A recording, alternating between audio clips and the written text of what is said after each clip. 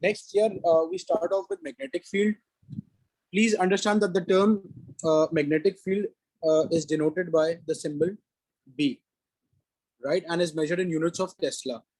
Magnetic field is defined as a region where a moving charge or a current carrying wire will experience a force.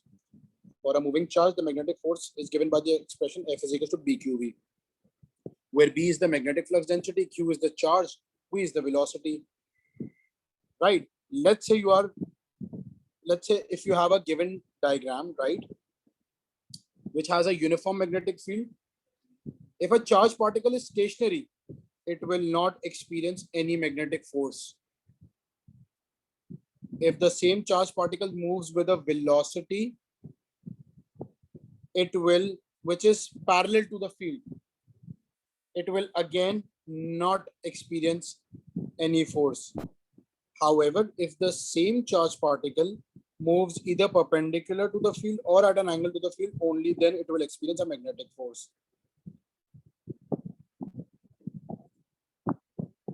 Moving forward, please understand that the direction of the force can be worked out using Fleming's left-hand rule. And according to this rule, your first finger will point in the direction of the magnetic field. Your second finger points in the direction in which the positive charge. Please understand, we are working out the Fleming's left-hand rule for a positive charge. Electron अगर आ जाए तो आप workout वही positive charge की तरह करोगे, direction जो भी आ रही है उसको रिवर्स कर दोगे.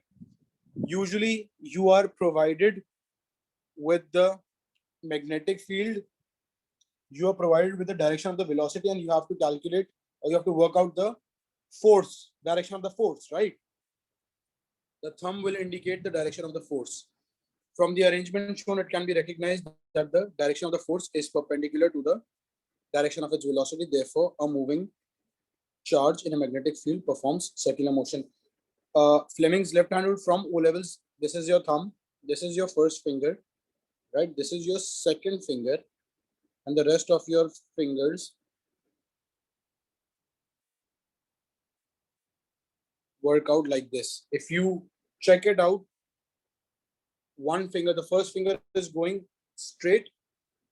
The second finger is going, thereby creating a 90-degree angle in between.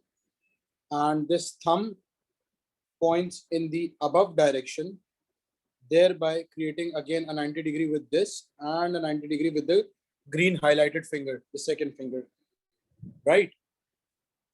Again, just a diagrammatic representation. If there's a stationary charged particle, there is no force.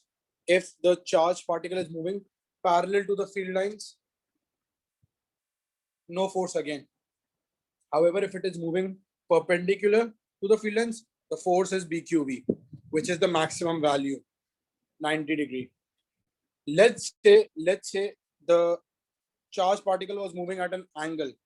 In such cases, you need to understand that the sine component will be perpendicular to the field lines, and therefore we can work off BQV sine theta. Fleming's left-hand rule will give you the direction of the force applied. Let's say there's a positive charged particle coming with velocity v. The cross tells you that the magnetic field is into the paper. So according to Fleming's left-hand rule, your first finger should go into the page. The second finger in this direction, and you will realize the force moving upwards. Right? Please understand that the force and the velocity are perpendicular, thereby creating a circular motion.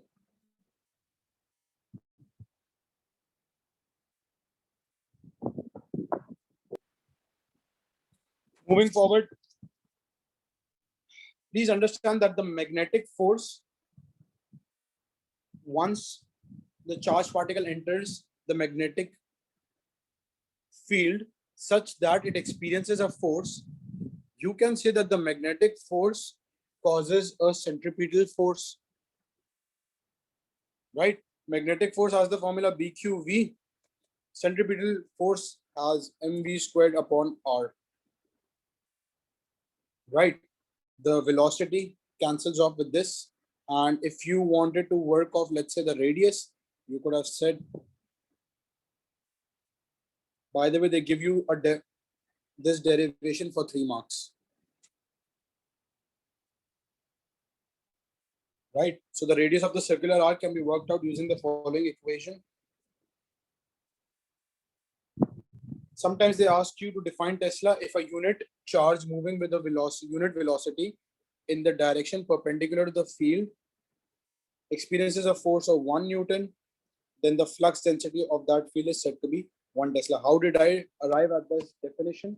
F is equals to B Q V. Put it all in terms of B, F upon Q V. Now read off the definition. If a unit charge moving with a unit velocity in the direction perpendicular to the field experiences a force of 1 Newton, then the flux density of that field is said to be equal to 1 Tesla. Right? Or you could have said it is the force. It is the force per unit charge times velocity. Right? In simpler terms. Whatever works for you, whatever you think is convenient. Difference between electric force and magnetic force. Please understand, first of all, is the formula. Check out the formula. Electric force is not dependent on velocity, whereas magnetic force is definitely dependent on the velocity. Electric force, had it been moving parallel to the field lines, तो आपका force लग जाता था. Whereas in magnetic force, आपका you need a perpendicular, the particle to travel perpendicular to the field lines. So here it is. Electric field is capable of applying force on a stationary charge as well as a moving charge, while a magnetic field only applies force on a moving charge. You need to learn all of these, by the way, because they ask you all of this. In electric field, the charged particle performs a parabolic motion, that is half projectile motion, whereas in a magnetic field, the charged particle performs circular motion. In electric field, the force is always parallel to the field lines, whereas in magnetic field, the force is perpendicular to the field lines. Let's say I have an electron moving through a tube at which a voltage V was applied. As soon as it comes out of this electric field, right, it will enter a magnetic field where it experiences a magnetic force. They're asking you that show that the charge to mass ratio is equals to 2V upon Br squared.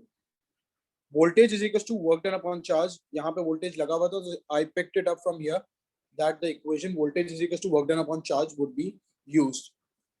Voltage, work done can be equated to kinetic energy simply because the electron is starting from rest, and when it's moving, it is gaining speed. So there is a change in velocity which causes a change in kinetic energy, right? Charge for an electron is E, right? From here, I worked out the value of V. Why did I do this? Because the force in a magnetic field is BQV. Velocity मुझे पता चल जाएगी तो मैं इसमें substitute कर दूंगा. Right? F is equals to BQV. The radius can be worked out like this, right? You just replace equation 1 into equation 2. You will understand that in terms of velocity, you just placed this. And then simply cancelling the terms, you will get your answer.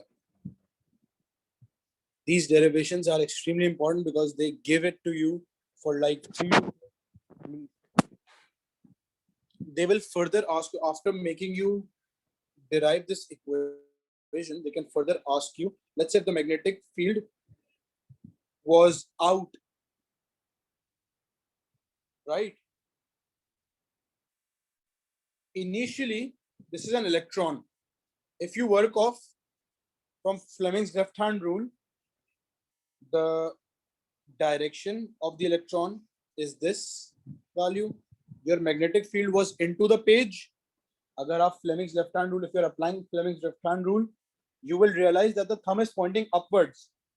But please understand that this Fleming's left-hand rule is applicable for a positive charge. Since this is an electron which has the opposite charge to the proton, therefore the force causes it downwards, right? Causes it to move downwards.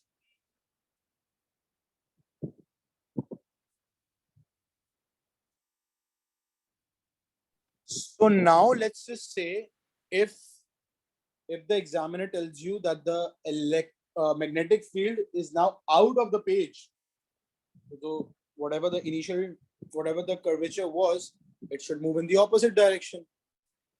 That is upwards.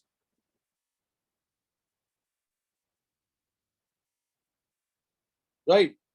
Next part, they're asking you if the potential difference is doubled, how will this affect the speed? Please understand that voltage is equals to work done upon charge, which work done can be equated to V squared, right? So doubling the voltage will allow the speed to increase by a factor of under root 2. If you check it off from here, after the derivation that we had created off, right? If you are doubling the voltage, capital V is the voltage, right? So V becomes directly proportional to cap. So if you're doubling the voltage, don't you think that has increased the velocity by a factor of under root 2? Right? So this is what it's written here. Right? Let's say we're talking about time period. Again, for time period, magnetic force is equal to centripetal force. You have BQV is equals to MV omega, one of the three centripetal force formulas.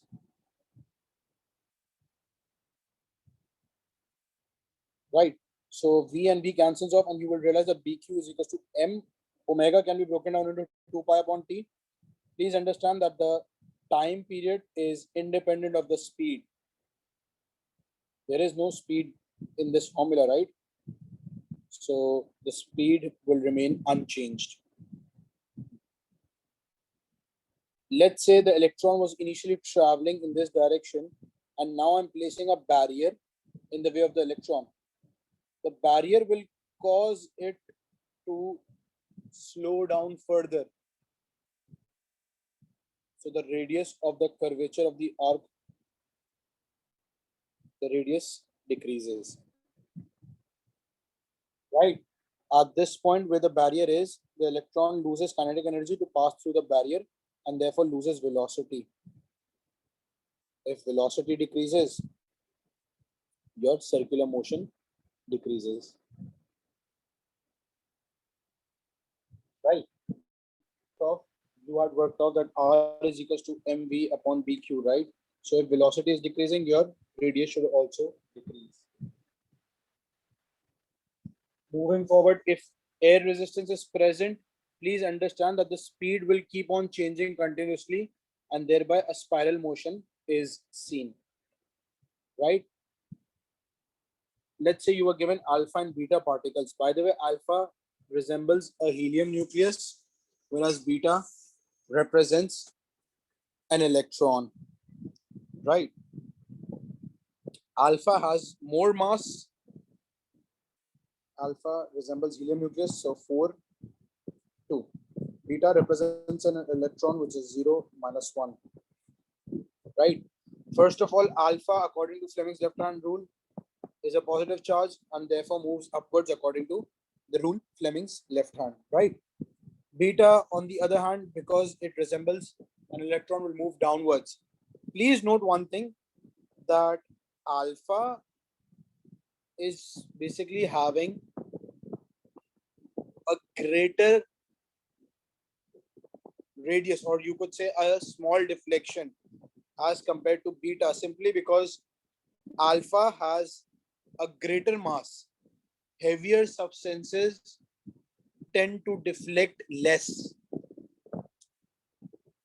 If you throw a coin from a height and if you throw a feather, the feather might deflect a large distance, might move in completely different direction as to the dropping, whereas the coin keeps on moving downwards and may deflect towards slightly towards the right or to the left, right?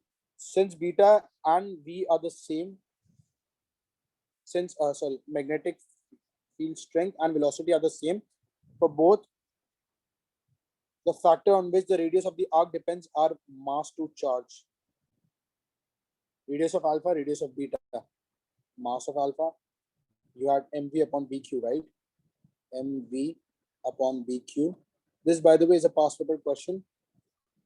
The radius of alpha, radius of beta, again mv upon bq, right? Mass of alpha, alpha, beta, beta. You will understand from here that the b gets cancelled off. Velocity is the same, so it gets cancelled off again. So you have mass to charge ratio. And from here, you can simply plug in your values. Alpha has, for you, alpha has a charge of 2e, where e is 1.6 into 10 to the power of minus 19, the charge of an electron, right? Beta has a mass of 9.11 into 10 to the power of minus 31. This is the mass of an electron. Charge is 1e. The ratio of radius of alpha to radius of beta is 3600 times. So beta comparatively 3600 times deflects at a greater amount. You could simply put this value as this.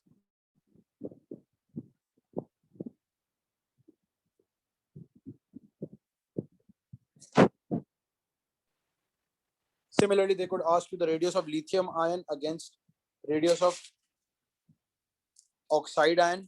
Again, you pick up the mass from here. You pick up the charge from here. You have mass to charge ratio 7u upon plus 1, or just 1, you could say. Charge of oxygen is 2. Mass of oxygen is 16. U gets cancelled off, E gets cancelled off. Simply, you will understand that the ratio is somewhat like this, which can be considered to a 1:1 ratio, and hence almost equal radius would be there.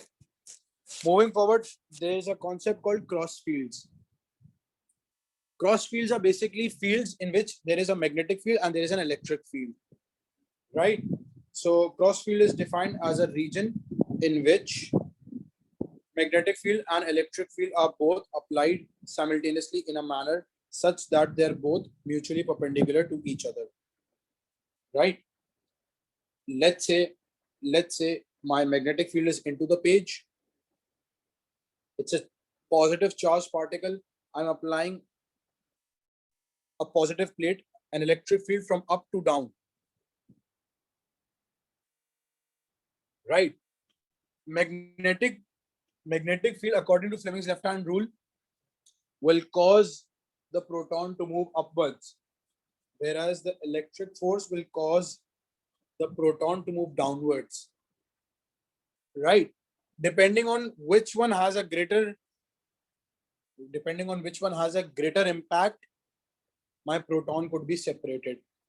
Cross fields are basically used for particle separation, right? Let's say at one instant my magnetic force is equal to the electric force. Then the charge remains undeflected. For example, my magnetic force is equal to my electric force. BQV is equal to EQ. Q and Q cancels off. So BV is equal to E. My velocity would be equal to electric field strength upon magnetic field strength. Let's say you're provided with these values, you can work them off and you will realize that your velocity is coming out to be 1 into 10 to the power of 6 meter per second. This answer implies that for a particle entering with velocities, for it to go undeflected, it should have the same E upon B ratio, and hence a velocity of precisely 1 into 10 to the power of 6 meter per second. For the values provided, if the particles travel with this speed, they will go undeflected. Let's say my velocity decreases, right? You need to understand you had equated Fm against Fe, right? Fm had the formula BQV is equals to EQ. अगर मेरी velocity decrease हो रही, velocity impacts the magnetic force. So if this is decreasing, the magnetic force decreases, right? Meaning to say your electric force dominates.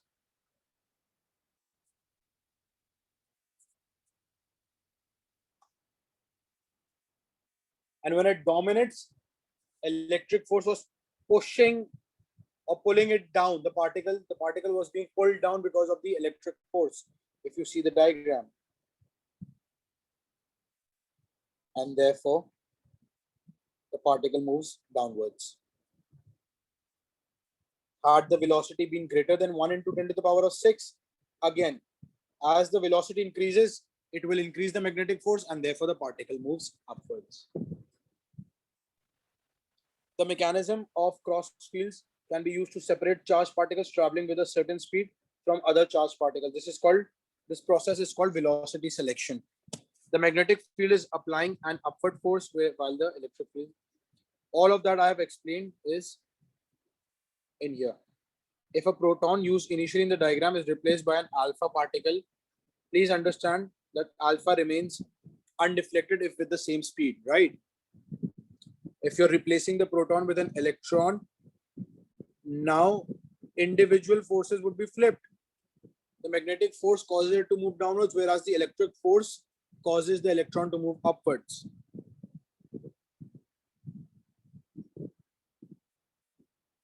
Right? So electron still undeflected. If the proton with speed v, initial speed v, was replaced again by same proton, however the speed was increased. Increasing the speed will increase the magnetic force. Magnetic force dominates, and therefore magnetic force was causing the proton to move upwards. So therefore, instead of being undeflected, the particle will now travel upwards instead of going straight. We're assuming that the magnetic force is equal to the electric force, and then I'm making a change.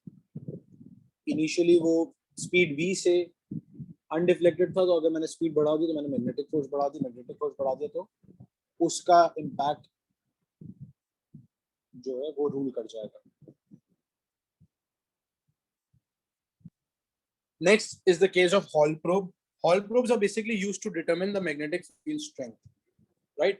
Hall probes are made up of semiconductor material, right?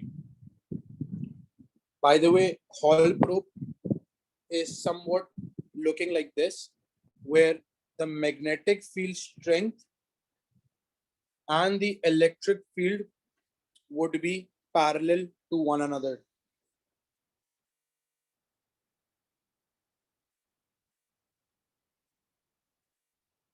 Right? Electric field is in this direction, magnetic force is in this direction. Both of them are perpendicular to one another, right?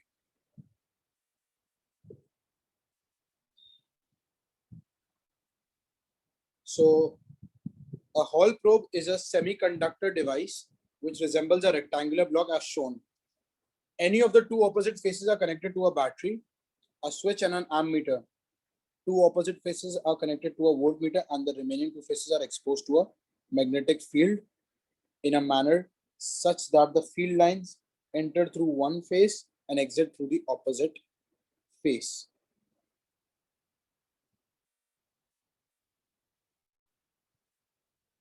somewhat like this. If you want, you can screenshot the diagram so you can keep on understanding it, right?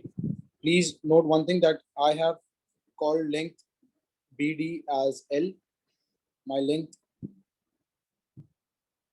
DG as D, right? And so on. I'm working on it.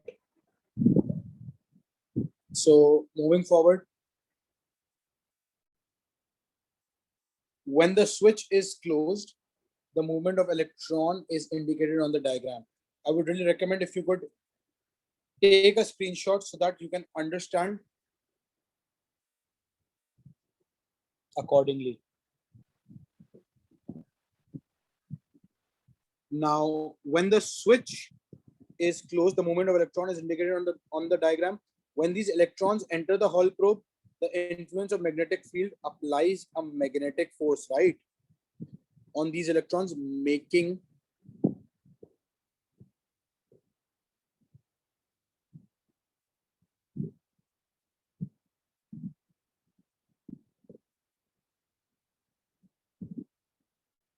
when the switch is closed, the movement of electron is indicated on the diagram. When these electrons enter the Hall probe, the influence of magnetic field applies a magnetic force on these electrons, making them undergo a deflection. The direction of this force can be established using Fleming's left hand rule.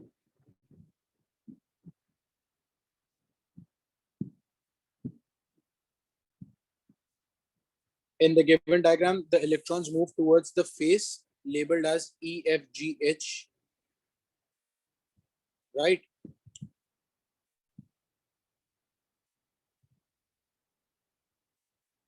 So electrons are traveling.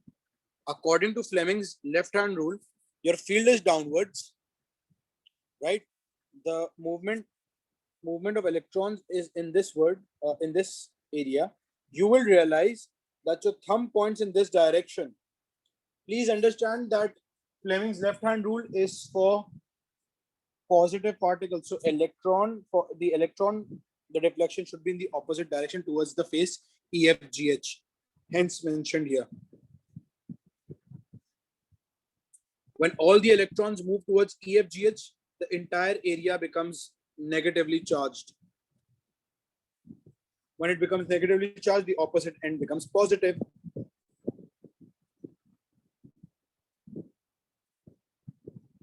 Right. This potential difference generates an electric field given by the equation E is equals to V upon D from AS. This is the electric field strength for uniform plates, where V is the voltage on the voltmeter, D is the distance between the front and the back face, right? By the way, the voltage is also called Hall voltage. In the given diagram, it can now be established that a region of cross field is now produced. How come there's a magnetic field, there's an electric field, therefore a cross field? Because the two fields are mutually perpendicular to each other. When the magnetic force and the electrical force eventually become equal to each other, then the electron passes through the Hall probe without undergoing any deviation, as we studied previously. At this point, the ammeter records a certain value of current. Using the ammeter and the voltmeter reading, the strength of magnetic field can be worked out as shown below. You know for a fact that electrons are traveling. When electrons travel, they have their own drift velocity. The current is equals to number of charge carriers times the area multiplied by the charge of electron multiplied by the velocity v. From here, you can work out the value of the drift velocity. By the way, the area is equal to the depth into thickness. Depth into thickness, right? Therefore, this formula can be substituted here.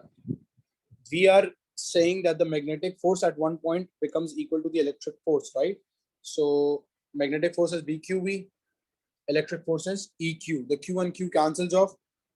B times V. V can be substituted here, and you will realize that electric field strength is equal to V upon D.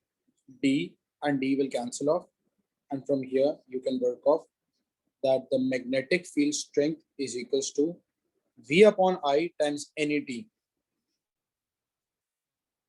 right? where T is the thickness, N is the number of electrons per unit volume, E is the charge of electron. By the way, NET is constant. These are provided by the manufacturers of Hall probe. They will ask you for this derivation from O levels and AS. You know that B upon I is R, right? So sometimes they might ask you to substitute that as well. Right. Moving forward, for the manufacturing of Hall probe, semiconductors are preferred over metals in the material used to construct it, because metals, being good conductors, have a significantly large amount of electron per unit volume. Right. Electron per unit volume अगर बढ़ गया मतलब कि मेरा hall voltage decrease कर जाएगा. Electron per unit volume अगर बढ़ गया तो मेरा हॉल वोल्टेज डिक्रीज कर जाएगा, which is not a very good sign. Semiconductors such as silicon are used because they have few electrons, which allows the whole voltage reading to be appreciably large. The thickness of the slice is also reduced to a minimum value so that a large value of voltage can be recorded. My Hall probe is used to detect the magnetic field around, right? So only if the voltage value is appreciably readable, it will give a value. It will give a reading value.